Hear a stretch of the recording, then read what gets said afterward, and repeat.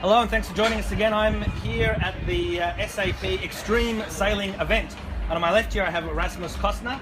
He is the co-skipper of the SAP Extreme Sailing team. And on my right I have Milan Cerny. He's a business intelligence consultant and also he's part of SAP's sponsorship technology division. So Rasmus, we'll start with you first of all. Tell us all about what it's like being the skipper, the co-skipper of an extreme sailing team.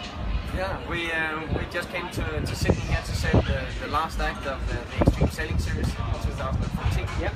And yeah, we're excited to be here. We are racing on a stadium course just next to the Opera House, and it's fantastic to be in Sydney with this sailing circuit where we're racing super fast catamarans and have guests on board and are racing very close to the spectators. So it'll be a good couple of days coming up here. So when is the actual race? We're racing today and the next 3 days, so 4 days in total. And it'll be full-on racing. And I'm sure people can look online for the SAP Extreme Sailing event. But how long have you been on the water now? Most of the year, or just a few months? Yeah, we started this season in February in Singapore. Right. Yeah, it's been a long year, and we're looking forward to finish it up strong. No worries. And where is the SAP team coming in the rankings? In the rankings, currently we're 7th. Yeah. But we still have an opportunity to finish this as 5th best team. Which is good. Yeah, aiming for that. Okay. And just quickly, I mean, we can talk to you, Milan, in a sec. But what has some of the SAP technology done to help you? When you're racing fast catamarans, and then you need some technology to assist you in improving your performance. It used to just be the wind, right? Yeah, we're using the wind, and of course that's how we're handling the boats and racing against the other teams. But afterwards, you want to look into your performance and see how you can improve. It's very important to make immediate changes. So you use input from your coach, from what the other teams are doing, and then try and adapt to the conditions that are changing the whole time. Sure. Well, I mean, it's all about data and analysing it and mining it. And any particular thing you can think of over the past year that the data has really made you shift to a different direction? Yeah, I think one good example is how we look and analyze our starts. We've been working very closely with the SAP in trying to have an easy approach in getting the most valuable data from the starts and being able to adapt to different conditions and how to do the best start. We are racing very short courses, so a big part of being successful is getting off that start line, and that will make life a lot easier. Absolutely.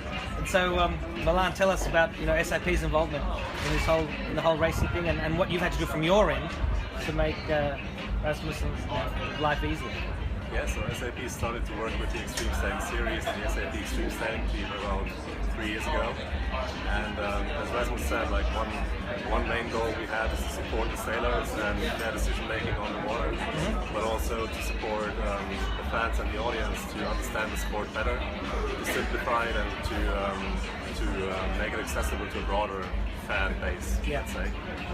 So what we do is we equip the boats with GPS sensors, and we measure the wind on the water as well, and we create kind of a virtual picture.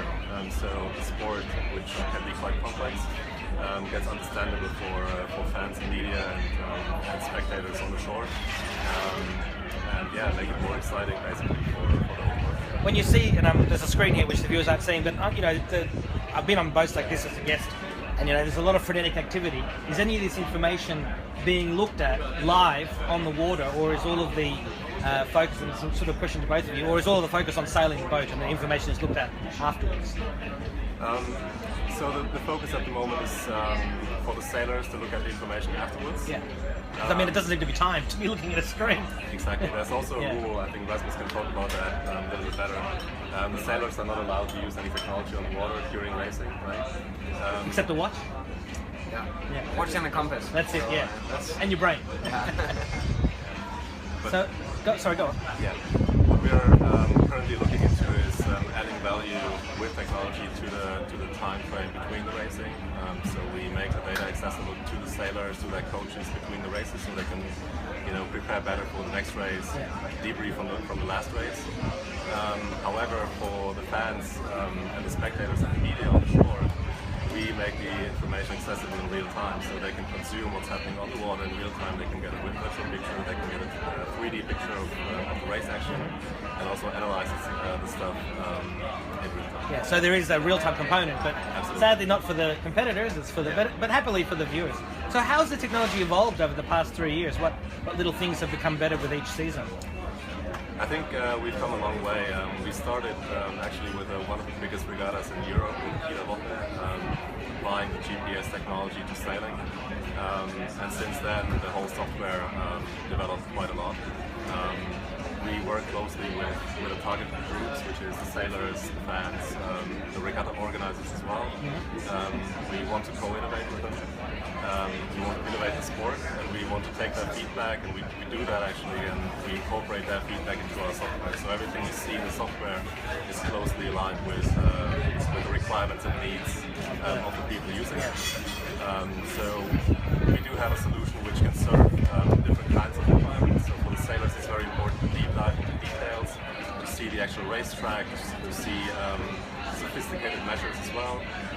For the fans themselves, it's more important to get a simple picture. Okay, I want to know who's in the lead at the moment, who's in the lead overall, what's happening in that race, what was the situation during the race start, things like that. So yeah, it's a very flexible piece of software as well. So Rasmus, have you been involved for the past 3 years? Yeah, I've been very lucky to sit with these guys and come up with some good ideas. I was going to say, what were some of the things that you can remember that were like, oh, we've got to make this change? It's first of all, it's very exciting to meet people that are good at what they're doing, and we meet. We're coming from the sailors' side, and then we're talking about the same topic, but have a very different background. Yeah. And I think that's a very good experience to meet in a topic where we understand each other, because that's the important things from sailing and the important things from technology. So it's been very interesting to have a dialogue with people with that knowledge to get better. I think whatever you can do to improve your performance really excites you, and is something that you really appreciate. So it's been great, and we learned a lot, and it makes us look at our own performance in a different way, and definitely it makes life a lot easier for us. So now we've still got the press event to come shortly. For people watching, that'll be on a different video, and also some technology demonstrations. Any final comments from either of you before we wrap this segment up? I think the one most important part Rasmus also mentioned was we really work very closely with the target users, target audience. We're very lucky to have a team which is kind of interested into technology. They help us a lot. They give us insights into their sport, and we help them by applying technology. So that's how SAP works. We work closely with the end users to meet their requirements. And yeah, I think it's exciting, and I think we add value to the sport, which is sometimes hard to understand. Sure. We simplify it, and yeah, I think that's the way to go. Rasmus? Yeah, I think SAP is about to transform sailing and make it a sport that is very accessible to everybody.